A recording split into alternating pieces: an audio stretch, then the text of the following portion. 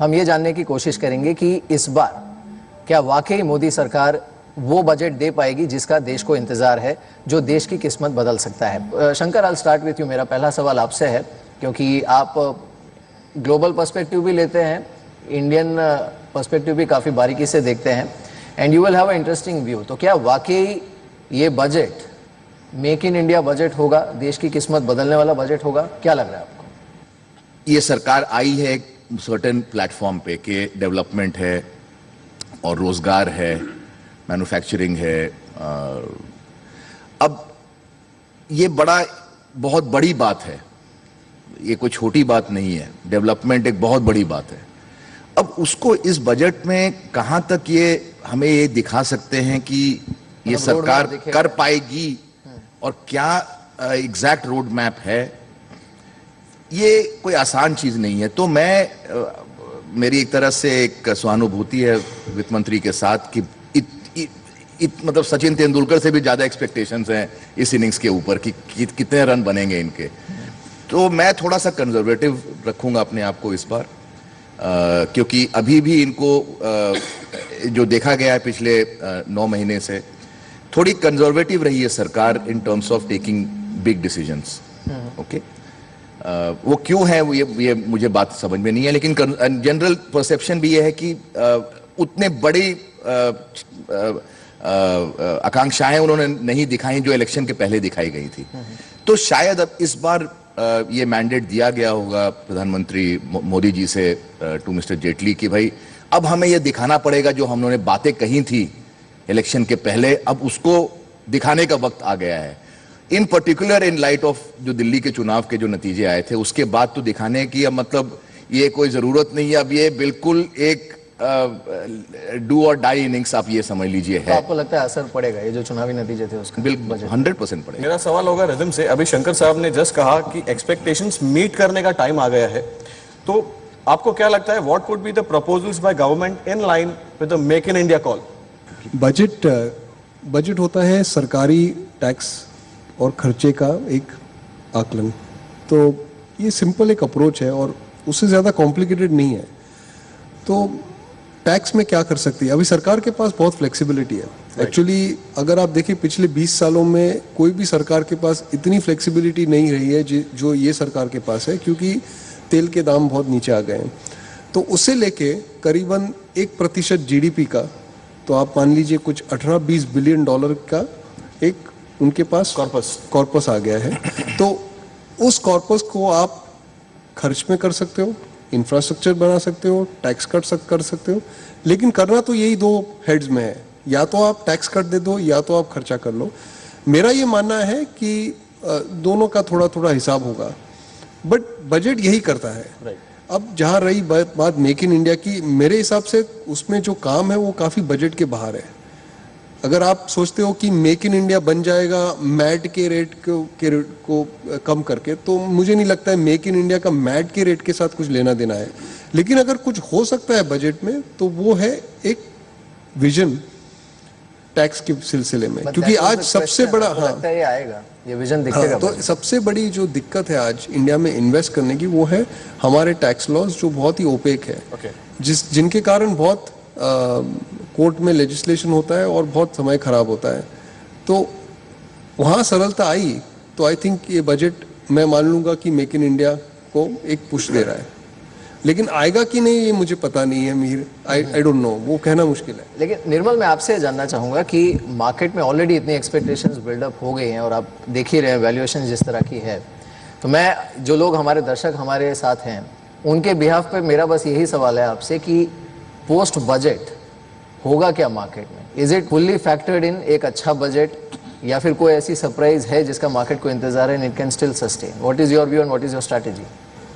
मैं जितनी भी पैनल में बजट के प्री बजट के जो इंटरव्यूज और सब हो रहे हैं उसको देख रहा हूँ, तो जहाँ तक एक्सपर्ट्स हैं मैं नहीं समझता हूँ कि बहुत ज़्यादा एक्सपेक्टेशन है। सभी लोगों का यही मानना है कि बजट से एक्सपेक्टेशन बहुत ज़्यादा है और वो मैजिक फिनांस मिनिस्टर कर नहीं पाएंगे। तो मैं पॉजिटिव हूँ कि बजट के बाद भी मार्केट अच्छा ही रहेगा। हो सकता है थोड़ा बहुत करेक्शन आए बजट के बाद, और समझो बजट एक्सपेक्टेशन को मीट नहीं भी करता है जैसा कि पिछले बजट में हुआ, फिर भी जो अंडरलाइंग ट्रेंड है मार्केट का वो पॉजिटिव है। एक तरफ हम कह सकते हैं कि फाइनेंस मिनिस्टर के पास बहुत सारी एक्सपेक्टेशंस है, पर अगर आप देखो तो पिछले 30 सालों में ये पहली बार है कि फाइनेंस मिनिस्टर के पास एक ड्रीम सिचुएशन है, ड्रीम सर्कमस्टेंसेस है। हम लोग बात करते हैं ड्रीम बजट की, पर अगर आप फाइनेंस मिनिस्टर और आपको बोलो कि बैकड्रॉप में मुझे ड्रीम सर्कमस्टेंसेस चाहिए, तो देखो पूरी मेजोरिटी है गवर्नमेंट के पास। उनका जो एजेंडा था वो डेवलपमेंट और ग्रोथ का था। क्रूड ऑयल में जो गिरावट आई है उससे कम से कम 60-65 बिलियन डॉलर आपको देश के लिए बचत हो जाएगी, भले सरकार के लिए और प्राइवेट सेक्टर के पास, अदरवाइज वो पैसा धुआं होकर उड़ जाता। कमोडिटी प्राइसेस ग्लोबली डाउन है, जो कि इंडिया के लिए अच्छा है क्योंकि इंडिया एक नेट इंपोर्टर है। लिक्विडिटी जो है वो इंडिया के लिए काफी फेवरेबल है, क्योंकि दूसरे जितने भी बड़े कंट्री हैं, जैसे चाइना ले लो, रशिया या ब्राजील ले लो, उनमें अब इतनी क्षमता नहीं कि वो इन्वेस्टमेंट का ज्यादा पैसा ले सके, क्योंकि ग्रोथ नहीं दे सकते वो। और उसके बाद देखो मार्केट में बजट के पहले बजट के बाद छोटे मोटे करेक्शंस आते रहेंगे, पर मैं अगर आप 1 साल 2 साल या 3 साल का व्यू लें तो मैं समझता हूं कि अंडरलाइंग ट्रेंड जो है पॉजिटिव है और यहां से काफी अच्छा रिटर्न भी मार्केट दे सकती है। मेरा सवाल है नीलेश साहब से, when you say the real economy wants to improve, then I think so bank should improve. अगर बैंक को इंप्रूव करना है तो एनपीए फ्रंट पे आपको लगता है कि कुछ पॉलिसी डिसीजंस गवर्नमेंट दे सकती है ये टाइम? आपकी क्या ओपिनियन है इसके ऊपर? हमारी बैंकिंग सिस्टम में कुछ इस तरह से रूल्स बने थे कि आपका प्रोजेक्ट भले 15 साल में प्रॉफिटेबल बने, कैश फ्लो लायक बने, बट आपको रीपेमेंट ऑफ लोन तो 7 साल में करना था। तो जो हमारे रूल्स थे मोरेटोरियम के ऊपर, रीपेमेंट के ऊपर, वो बिजनेस साइकिल से मैच नहीं हो रहे थे। दूसरी चीज है कि भारत में जो ब्याज की दरें हैं, उतनी ब्याज की दरें शायद ग्रीस जैसी कंट्री जो डिफॉल्ट की कगार पे खड़ी है उसको छोड़ दो तो कहीं पे नहीं है।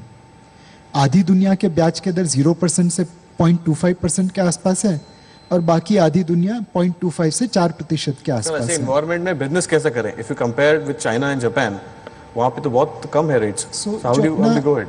इंटरेस्ट ड्यूरिंग कंस्ट्रक्शन पीरियड का मार लगता है प्रोजेक्ट्स को, वो काफ़ी हो जाता है। ऊपर से जो हमारे प्रोजेक्ट्स थे जिन्हें 3 साल 4 साल में होना चाहिए था, वो 4 साल की जगह पे 6 साल में हो रहे हैं। जो प्रोजेक्ट्स को रॉ मटेरियल लिंकेज मिलना था वो आ नहीं रहा है। तो ये सारी वजह से जो इकोनॉमिक स्ट्रेस है वो कॉर्पोरेट लेवल पे आया, वो कॉर्पोरेट लेवल से बैंक के लेवल पे आया। राइट।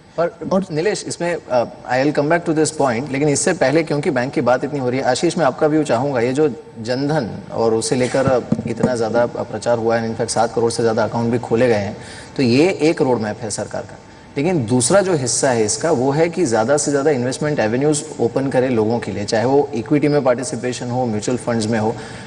आपकी एज एन एक्सचेंज ये उम्मीद है कि इस बार बजट में कोई ऐसी चीज हो सकती है जिससे पार्टिसिपेशन बढ़े? Because market has had a dream run. I mean you have been smiling past 1 year. So market में हम इन्वेस्टमेंट को बढ़ावा देंगे तब लोग मार्केट में पैसे डालने आएंगे। तो हमें ऐसी उम्मीद है कि या तो सेट ऑफ मिले वो 80-80 का जो पहले हुआ करता था, या तो जो इन्वर्टेड स्ट्रक्चर है उसको चेंज करके एक स्ट्रक्चर बनाए कि जिससे इन्वेस्टमेंट को सबसे ज्यादा बढ़ावा मिले, उससे सबसे कम टैक्स हो एसटीटी का उसके ऊपर, और जो स्पेकुलेशन है उसके ऊपर सबसे ज्यादा हो। तो उससे क्या होगा कि ज्यादा से ज्यादा लोग इन्वेस्टमेंट की तरफ आकर्षित होंगे और कम से कम लोग स्पेकुलेशन की तरफ आकर्षित होंगे।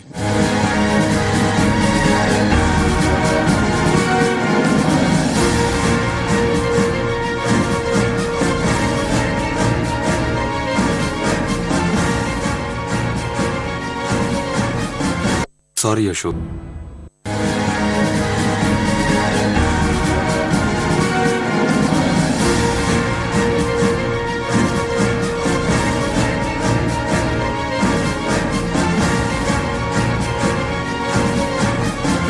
नमस्कार, ब्रेक के बाद आपका स्वागत है। हमारे साथ हमारे पैनलिस्ट हैं। हम चलेंगे दिलीप साहब के साथ और मैं आपको पूछना चाहूँगा कि ये बजट से इन्वेस्टर्स क्या एक्सपेक्ट करें और उनके लिए ये बजट से स्टॉक स्पेसिफिक एक्शंस क्या देखने मिल सकते हैं? मुझे लगता है कि ओवरऑल ये मार्केट काफी सारा गुडविल दे रहा है इस गवर्नमेंट को, and rightly so, because they are taking a lot of actions. और शायद ऐसे भी मानते हैं कि शायद 18 to 24 मंथ्स तक ये हनीमून रहता है, weather they deliver or they don't deliver. So we are still in that honeymoon phase. यहाँ तो बड़ा जल्दी खत्म हो गया लग रहा है दिल्ली देख के तो। Well, that can be interpreted as one of the aberrations. But overall, I think जरा हम उसको रिवाइंड करें और देखें कि पिछली सरकार जो थी उन्होंने, अभी सब मानते हैं कि उन्होंने कुछ खास किया नहीं, उसके बावजूद भी 90% of the people were bullish on the streets. There were very few people who were bearish on the streets. अगर अब इस गवर्नमेंट को देखें कि जिस तरह से उन्होंने एनेबलिंग रेजोल्यूशंस ले रहे हैं उन लोग, और जिस तरह से अटेम्प्ट कर रहे हैं टू रिवाइव द ग्रोथ, मुझे लगता है कि overall markets should remain in a very optimistic mood. So at least next 1.5-2 years, I think that optimism will continue, in my opinion, irrespective of whether there is any perceptible change at the ground level. आपने optimism की बात की, रिदम्स के पास आना चाहूंगा. Given the weak Q3 numbers and valuations are not expensive, so do you think that returns will be limited from here on, given say maybe 6 or 12 months? Actually अगर आप Q3 के नंबर्स देखें तो ये पिछले 8-10 क्वार्टर के सबसे खराब नंबर्स थे, लेकिन Q3 के अर्निंग्स के सीजन के दरमियान मार्केट 6% ऊपर था, और जहाँ जहाँ अर्निंग्स खराब आए हैं वहाँ स्टॉक प्राइस नेसेसरली गिरे नहीं है. तो आप देख सकते हो कि मार्केट में एक फ्यूचर के बारे में ऑप्टिमिज्म बना हुआ है जी. और बहुत ही खराब अर्निंग्स आई तो ही स्टॉक गिरा है जी. तो आई थिंक वो ऑप्टिमिज्म बरकरार है, और वो ऑप्टिमिज्म ये है कि इंडिया एक टर्निंग पॉइंट पे आज ग्रोथ के मामले में. हमने जो इन्फ्लेशन का मामला था वो हमने टैकल कर लिया है. अब इन्फ्लेशन का दर नीचे आ गया है और अब ग्रोथ इम्प्रूव होना चाहिए. तो हमारा ये मानना है कि नेक्स्ट 6 या 8 क्वार्टर में ग्रोथ की जो ट्रेजेक्टरी है वो काफी इम्प्रूव हो जाएगी. बट वो तो ऑलरेडी इम्प्रूव हो गई. नहीं शंकर, मेरा सवाल आपसे यही था इनफैक्ट, इससे पहले भी मैं अर्निंग्स की बात कर रहा हूँ. शंकर, मेरा सवाल आपसे यही था जो रिदम ने भी कहा अभी कि, और इससे पहले भी इन्होंने जो कहा था कि सरकार ने काम किया है, जिसे आप लक बोल रहे हैं उसे रिदम सरकार का हार्डवर्क बोल रहे हैं. One, do you agree with that? और अगर ये हार्डवर्क नहीं है तो क्या है? नहीं, मैं तो बिल्कुल अग्री किया कि एमएसपी प्राइस नहीं बढ़ा. वो सब ठीक है, but he is saying government has hard work. मैं दूसरी बात कहता हूं आपको. मैं कहता हूं कि दुनिया में, हिंदुस्तान को भूल जाओ, दुनिया में अब किसी भी सरकार कि किसी भी नीति से स्टॉक मार्केट का कुछ लेना देना नहीं. तो आपको क्या लगता है? मेरे को खत्म करने दीजिए बात. नहीं, but what is your market view? मैं बता रहा हूं यार, थोड़ा सा सब्र करिए तभी मजा आएगा ना बात का. तो नीतियों से कोई लेना देना नहीं स्टॉक मार्केट का. जो अच्छे देश है उनके भी ऑल टाइम हाइज हैं, जो बुरे देश है उनके भी ऑल टाइम हाइज हैं, जिन्होंने नीति ठीक अपनाई उनके भी ऑल टाइम है, जो कुछ ने नीति की उनके. इसका क्या मतलब है? इसका मतलब एक है कि ओनली मॉनेटरी फेनोमेनन है stock market. There is no other phenomenon at work anymore. Interest rate कम रखो, स्टॉक मार्केट चलता है, उससे फायदा हो लोगों को नहीं हो वो बात अलग है. तो अब ये जो पुराने जो स्टाइल थी हमारी कि सरकार ने अच्छी नीतियां की, पॉलिसी की, उसके चलते बाजार चलता, वो 2000 ऑब्सोलीट. अगर इंटरेस्ट रेट आपके घटेंगे, जो मेरा मानना है हिंदुस्तान में बॉन्ड यील्ड 4% आएंगे साहब, ये साल 1.5 साल 2 साल के अंदर आएंगे. तो मैं तो एक मिनट लेट मी फिनिश. तो ये 4% आएगा तो मार्केट यहां से 50% ऊपर जाएगा, irrespective of any policy, any reform, subsidy, जो मर्जी कर लीजिए, ये मार्केट 50% ऊपर होगा, क्योंकि cost of capital at which you are going to value that growth is going to be halving from here. So in simple, next it 2-3 is only years, a cost of capital gain. In next 2-3 years is what you are saying? Sorry? So in next 2-3 years 100% मैं इस चीज पे शर्त लाने तैयार हूं कि अपने बॉन्ड डील 4% पे आएंगे, बाजार 50% ऊपर होगा. भले मोदी जी 18% ग्रोथ कर रहे ना 0.8% ग्रोथ कर रहे हैं, ग्रोथ का कोई लेना देना नहीं है. आप देखो कि और एक बात पे हम सहमत हैं.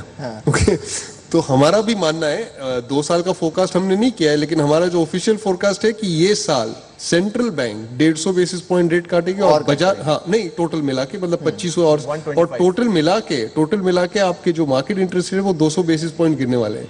तो 200 बेसिस पॉइंट तो हम भी कह रहे हैं, तो we are again on the same page. तो मैं 400 बेसिस पॉइंट कह रहा हूं. 2 साल में आप बोल रहे हैं. मैं 2 साल में कह रहा हूं. मैं 1 साल की बात कर रहा हूं, मैं 2015 की बात. तो मैं बोल रहा हूं irrespective of government policy market भी rise because cost of capital has halved. दुनिया में ये फेनोमेनन है, ये बात मानो या ना मानो. जापान में कौन सा ग्रोथ आ रहा है साहब? कुछ नहीं आ रहा है. अभी भी सब डिसअपॉइंट करते हैं. निकाई को देख लो 50% अप है. And despite recession, आप फ्रांस के मार्केट को देख लो, आप जर्मनी को देख लो, कौन से यूके को देख लो, कौन सा 18%, 5%, 8%, अरे सब 0.1%, 0.5%, 0.6%. फुट्सी को चार्ट को अगर देखो आप तो 1 वे अप है. तो मैं यही कह रहा हूं, अगर मार्स पे एक बंदा बैठा है और वो दुनिया के स्टॉक मार्केट्स को देख रहा है, तो वो यही कहेगा ना साहब, वर्ल्ड ग्रोथ इज एट 7% और 8% और 10%. He will never say world growth is struggling to even survive at 0%. I think Nirmal wants to come in. Nirmal, आप क्या ऐड करना चाहेंगे इसमें? आप हंस रहे थे तो मुझे लगा you wanted to add something. मैं बोल रहा और आर हूं यू कि smiling stock about your market is business only about prospects? interest rates now. इसका पॉलिसी से कोई लेना देना नहीं है साहब, बस। You are smiling about your business prospects. ये जो आप बता रहे हैं शंकर जी, थोड़ा उसमें रेडिकल थॉट है, लेकिन थोड़ा गौर करें। हाँ नहीं बिल्कुल। पर अगर जैसे आप जापान का मार्केट देखो जहाँ पे ग्रोथ कम है, अभी भले 50% की ग्रोथ इसमें दिखे, पर अगर आप 30 साल का जापान और यूएस का कंपैरिजन करो तो आपको दिखेगी कि ग्रोथ मार्केट में बहुत अच्छी तरह से मिरर होती है। तो ये आप शॉर्ट टर्म नजरे अगर लो, 1 साल का 2 साल का, तो हो सकता है जैसे कि 2014 में भी इंडियन स्टॉक मार्केट ने बहुत अच्छा रिटर्न दिया जब ये सरकार नहीं थी, 2013 में भी।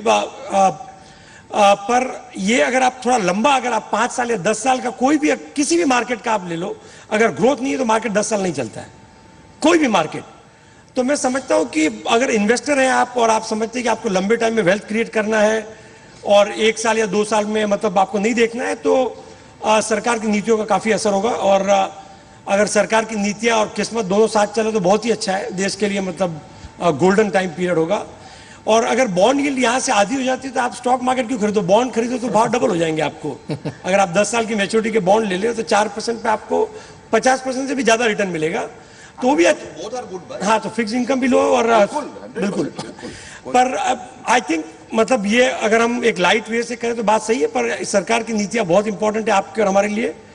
और लोग अब बहुत इंतजार कर रहे हैं कि बहुत देर तक मन की बात सुनी, अच्छी लगी, अब काम की बात हो बजट में तो और भी अच्छी लगेगी। जी, जैसे आपने बहुत अच्छा कहा कि investors should look for the government policies. मेरा सवाल नीलेश से होगा, what are the most important 3 things the equity investors should look from this budget? इस बजट से जो सबसे ज़्यादा उम्मीद स्टॉक मार्केट को है वो ये है कि आप इन्वेस्टमेंट कैसे रिवाइव करेंगे। आज ग्रोथ की जो स्लो डाउन हुई है वो कंजम्पशन से कम और इन्वेस्टमेंट से ज़्यादा हुई है, तो आप ऐसे क्या स्टेप्स लेंगे जिस वजह से इन्वेस्टमेंट रिवाइव होगी इस इकोनॉमी के अंदर।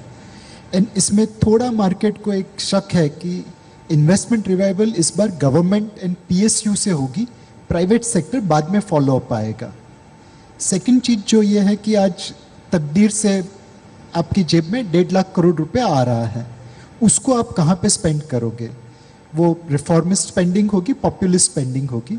कुछ हद तक रिफॉर्मिस्ट स्पेंडिंग की वजह से ग्रोथ सस्टेन हो जाएगी और पॉपुलिस्ट स्पेंडिंग की वजह से शायद महंगाई की दर वापस बढ़ जाए और शायद ब्याज की दरें उतनी कम ना हो जितनी एक्सपेक्टेशन है। तो वो 1.5 लाख करोड़ आप किस तरह लगा रहे हैं? जो तीसरी चीज़ है कि आज ग्रोथ को सस्टेन करने के लिए इन्वेस्टमेंट चाहिए, इन्वेस्टमेंट को सस्टेन करने के लिए सेविंग्स चाहिए। तो भारत में सेविंग्स की रेट उतनी कम नहीं हुई जितनी फाइनेंशियल सेविंग्स की रेट गिर गई। लेकिन इंस्ट्रूमेंट्स भी तो बहुत कम है सेविंग्स के, जिससे सेविंग्स एनकरेज हो सके। जितने इंस्ट्रूमेंट बाहर की दुनिया में उतने भी मोटे मोटे हमारे पास है, बट हम उसकी प्राइसिंग सही नहीं कर रहे हैं, उसके ऊपर इंसेंटिव सही नहीं दे रहे हैं। तो आप अगर सोना बेचते हो और अगर 2 ग्राम सोना बेचते हो तो आप 30% मार्जिन कमा सकते हो, बट अगर आप 100 रुपए की म्यूचुअल फंड बेचते हो तो आधा टका मार्जिन मिलता है। तो ये सेविंग्स की दर किस तरह फाइनेंशियल साइड पे जाए, फिजिकल साइड से निकल के, उसमें बजट क्या कर सकता है। अगर ये 3 चीज सही हो गई तो मेरे हिसाब से मार्केट को काफी संतोष मिलेगा। शंकर, लेकिन मैं आप लौटना चाहूँगा आपके पास, क्योंकि आपने बड़ी इंटरेस्टिंग चीज़ कही है कि चाहे बजट जैसा है, ग्रोथ जैसा रहे, if market has to go by 50% over next 2-3 years, तो where would you place your bets? आप किन चीज़ों पे बेट लगाएंगे? Sectorally, large cap, small cap, कैसे? Interest rate sensitive? बिल्कुल इंटरेस्ट रेट सेंसिटिव। अगर देखा जाए लो हैंगिंग फ्रूट मेरे हिसाब से वो है। ऑटो, बैंक्स, ये सब? जी, ऑटो, बैंक्स, इन सब पर आप बेट करेंगे? ऑटोज एक्चुअली स्पीकिंग बहुत इंटरेस्ट रेट सेंसिटिव, लॉजिक वैसे बात होती है, थियरी में मेरे हिसाब से कोई लेवरेज पे इतनी बाइंग होती नहीं है। 2 व्हीलर में क्या है, there is no loan in that and companies anyway not leverage, तो वो नहीं मैं मानता। But infrastructure companies are huge users of credit, they are in deep trouble. But सवाल इतना ही होता है साहब, स्टॉक मार्केट में हम रिटर्न्स को डिस्काउंट करते हैं, करेक्ट? मतलब जो उसके ग्रोथ है, कोई 10% माने earnings growth, 15%, 20%, whatever you want to take. अब डिस्काउंट रेट आप कितना यूज करते हो उसी पर डिपेंड करता है क्या वैल्यू राइट होती है। आज डिस्काउंट रेट हम यूज करेंगे तो 8% अगर यील्ड है और 15% इक्विटी रिटर्न मानेंगे और कॉस्ट ऑफ कैपिटल निकालेंगे, 12% 13% पे करेंगे। वही चीज अगर आप 8% पे डिस्काउंट करोगे, सडनली जो आज एक्सपेंसिव लग रहा है वो इस डिस्काउंट रेट पे आपको बड़ा सस्ता नजर आएगा। तो pure cost of capital game है। उस कॉस्ट ऑफ कैपिटल को अगर आप मानते हो कि ऐसा कॉस्ट ऑफ कैपिटल डिक्लाइन होना चाहिए इंडिया में, जो logically I don't think we should disagree, in a deflationary environment घटना चाहिए, तो users of large users of credit are the place where I would want to take a bet. Whether वो आज दिन आया है कि नहीं, I am not sure, but I am saying कि मुझे लगता है आपकी कि रेडार पे वो कि वो रेडार पे बिल्कुल होना चाहिए हम सबके। रिदम, आपके रेडार पे क्या है? नहीं, तो पहली बात तो मैं निर्मल से सहमत हूँ कि लॉन्ग टर्म रिटर्न्स के लिए ग्रोथ बहुत ही इंपॉर्टेंट है। ओके, इंटरेस्ट रेट साइकिल्स ऊपर नीचे होते हैं, जो कंपनीज ग्रोथ डिलीवर करती है उनके शेयर के दाम लॉन्ग टर्म में बढ़ते हैं। रही बात 12 महीने की 18 महीने में, तो उस पे मैं शंकर से सहमत हूँ कि रेट का जो इंटरेस्ट रेट का जो चेंज होता है वो सबसे बड़ा इम्पैक्ट लाता है 12 महीने के व्यू पे। ग्रोथ का इम्पैक्ट थोड़ा लॉन्ग टर्म में आता है। ऑफ कोर्स जो कंपनी अच्छा अर्निंग्स रिपोर्ट करेगी तो उनके भी शेयर के दाम बढ़ेंगे। तो हमारे जो मॉडल पोर्टफोलियो में हम जो इंस्टीट्यूशनल क्लाइंट्स को रेकमेंड कर रहे हैं, आज हम रेट सेंसिटिव से बहुत ओवरवेट है। तो आप इंडस्ट्रीज ले लो, बैंक्स ले लो, इवन थोड़ा ऑटोज भी ले लो, बिकॉज उतने सारे रेट सेंसिटिव स्टॉक्स नहीं है, लेकिन इंडस्ट्रियल्स और बैंक्स हमारी सबसे ज़्यादा बड़ी पोजीशन है और रेट सेंसिटिव पे फोकस है 12 महीने के व्यू से। जी, जैसे रिदम ने कहा कि रेट सेंसिटिव पे काफी फोकस रहेगा, आपका क्या ओपिनियन है गोइंग फॉरवर्ड, अगर बुल रन विल एक्सटेंड, तो what all sectors will you prefer और आपका क्या स्ट्रेटजी रहेगा post budget? So I think I agree with this people, और मुझे लगता है कि शायद ये banks and financial sector will be a very prominent play, because अगर हम दो फैक्टर करें कि इंटरेस्ट रेट सेंसिटिव और अगर जीडीपी ग्रोथ होने वाला है, तो इन सबका मिरर होगा बैंक्स में। बैंक्स के asset quality also can start improving, right. So मुझे लगता है ये banks and financials will be a very prominent play, उसका वेटेज भी बहुत काफी है। और I think there are quite a few of the stocks which are really available on a long term basis which can be invested in, and of course apart from that I think it will be a combination of something like the typical cyclicals which possibly can give a very good run. And overall, what I would just like to point out one more thing, that in spite and despite the fact that the markets have gone up so much, अगर आपने valuation gap देखा है the front line stocks और other stocks में, it has only increased in the last 1 year, so which is very conspicuous कि आज भी लोग अगर बाय कर रहे हैं तो वो काफी अपने आप को प्रोटेक्ट करने की कोशिश कर रहे हैं, and they are buying very very safe stocks. Alright, चलिए तो उम्मीद यही करते हैं, लेकिन हमारी नजर रहेगी बजट पे। बहुत बहुत शुक्रिया आप सबका, और D day is near by, तो हमारी नजर बनी रहेगी। इस बार का जो थीम है वो है मेक इन इंडिया 2050। नमस्कार। नमस्कार।